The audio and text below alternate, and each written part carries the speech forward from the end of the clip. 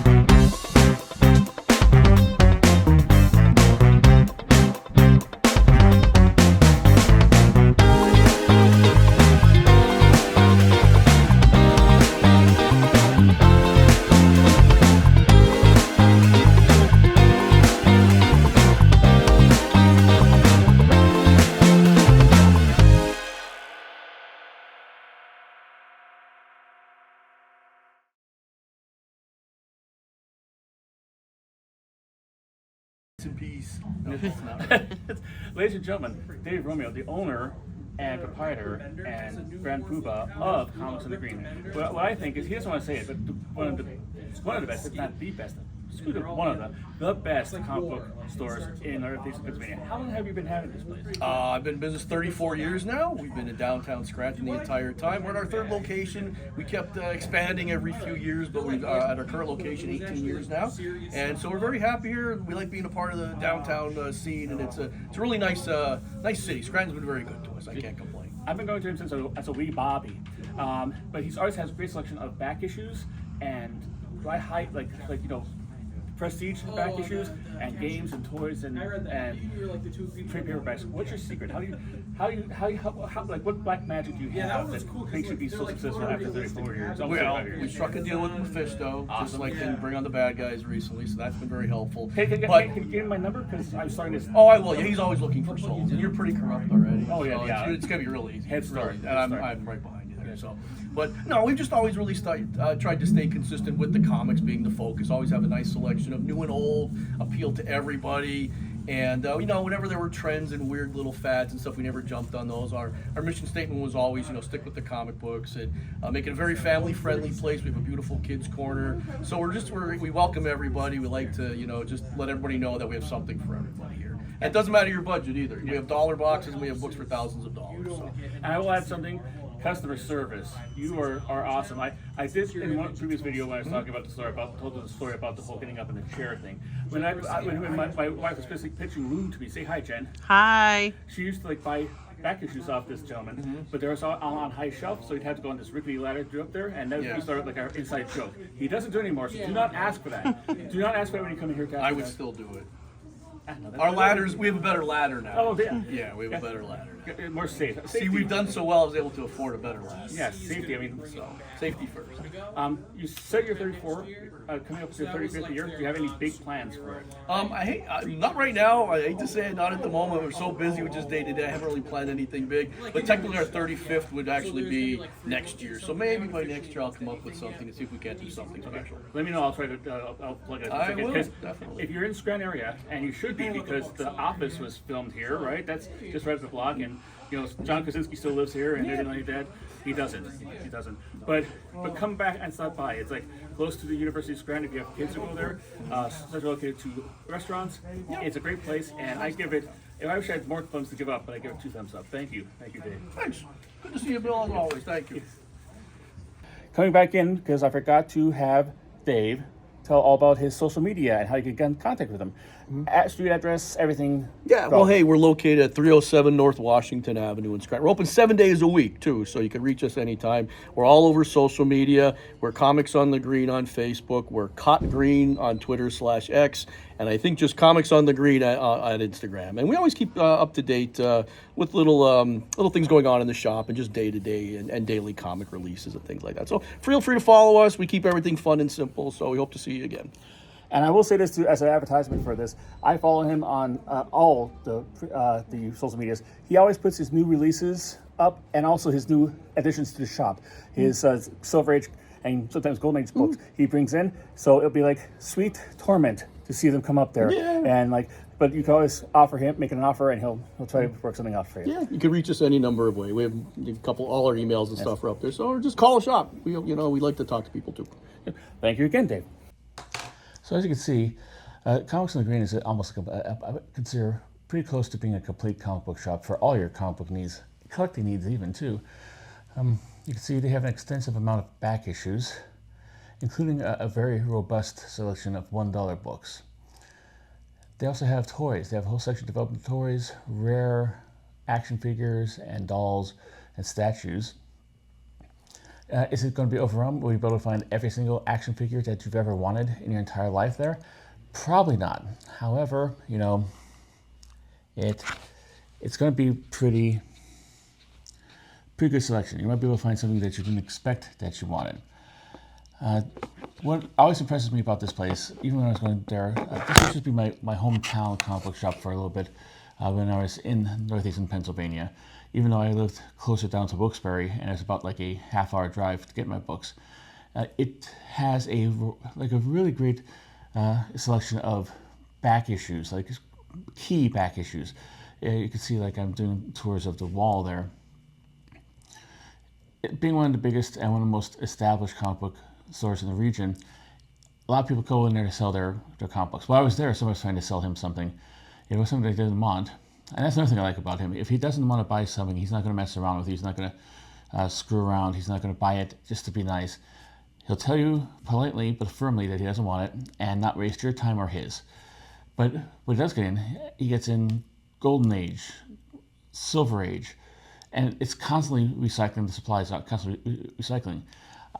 To be honest, I don't go in there every single day, but it's just every couple months. He always has new stock in. And that's a really important thing when it comes to a comic book store. But I think one of the best aspects of the store, okay, number one is Max, the dog. Max is adorable. He's very cute. And he's there and he's like the comic book store's dog. He's there, Dave takes him out for walks every so often and stuff like that. And he's good. He still skips around people. He doesn't really open himself up to people or anything like that.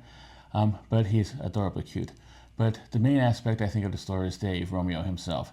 He's the owner. When I was going there 20 years ago, he was the owner. He's still the owner. Like I said, he's been around there for 34 years. And if you have a comic book store that's been open for 34 years, you are doing something right. And Dave is, he's a great personality for running a comic book store in the essence that he's always nice and always polite, or he's very well at hiding it. Came in there during one of his busiest times. We came up there doing the Festa Italiana in Scranton. And if you know this, that's one of the biggest events in the entire year. It's a yearly event. And they close down streets, and streets are cut off, and you have a hard time getting around the city and navigating the city. And he had people walking in, walking out, trying to take care of everybody, making sure everybody's in a good position. And he still put up with my big fat butt wanting to record in there and stuff like that. Not only that, he was going to answer my questions about the back issue on the back wall or anything like that. It's a skill, it's a talent. Like I wish more comic book store owners had that kind of talent and skill with their actual clientele and stuff like that. I did get a small, minuscule, soupçon, a little haul of comic books. I'd like to get more, but then again, like we were kind of in a rush. We had to meet people for dinner, and he was running around busy. We didn't want to take up too much of his time. But I did get 3. I got 2 things from the dollar bin. I got Earth 2, World's End, number 6. And Nomad, number 3. I need these just to fill in holes of the sets that I have. And, get them for $1, why not? This one was out of the actual back issue bins, but it's still what I need. It's Wolverine Annual 2000. Trying to get one where there's not too much of a glare on there so you can see it. This one, I have a complete set of all the main issues of the Wolverine series, but I do need about 2 or 3 annuals, and this is one of the annuals I need. Got it there when I get it off of Dave. And I did get 2 key issues or wall books. One, Amazing Spider-Man 92. I'm close to having a complete run of Amazing Spider-Man from 91 to like 98. I only need 93 now, but that puts in. I got a lot of my older Amazing Spider-Man books at Comics on the Green. So this is kind of like this is a nostalgia buy. This is kind of like I was going to buy something that had like a big stack of a complete set of Hercules Unbound from the 70s, which I was kind of interested in getting. But I negotiated with my wife, and she agreed to actually go with that, and I got that instead. And the final one is this is, I believe, in Fine, and this is also in Fine. This is a historic book, I think. I consider it a historic book. It's a book that kind of like basically shows kind of like the inherent sexism in the comic book industry in the 1960s. It is a famous cover. It's much mocked and ridiculed. I'm not getting this because I believe in the message, but I'm getting it because it's kind of a humorous way of seeing how like the comic books treated their female audiences, if they had any, back in the 60s. It is Detective Comics 371. This is the famous one where we move it over there. As you can see, Batgirl, help us! Please help us! No, I'm sorry, I can't do it. I have a run in my tights.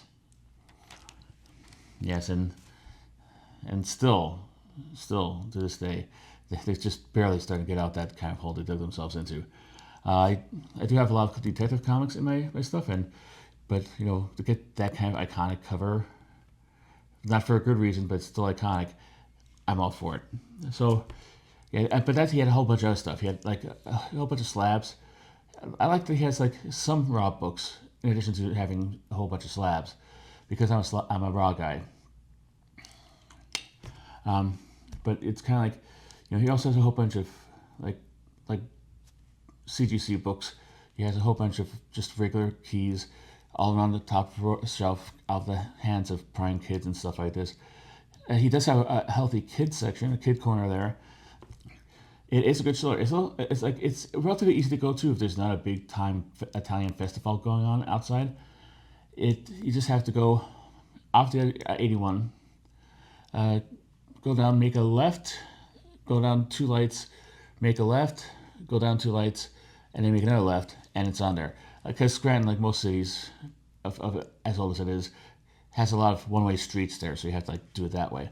Even with the Festa Italiano, the building that he's in is attached to a parking garage, and the elevator for the parking garage it lets you out right into an alley, like kind of like a little hallway in the building that is has like the side door to the comic book store, so plenty of access to parking. And if you can't find street parking, you can find stuff in the lot.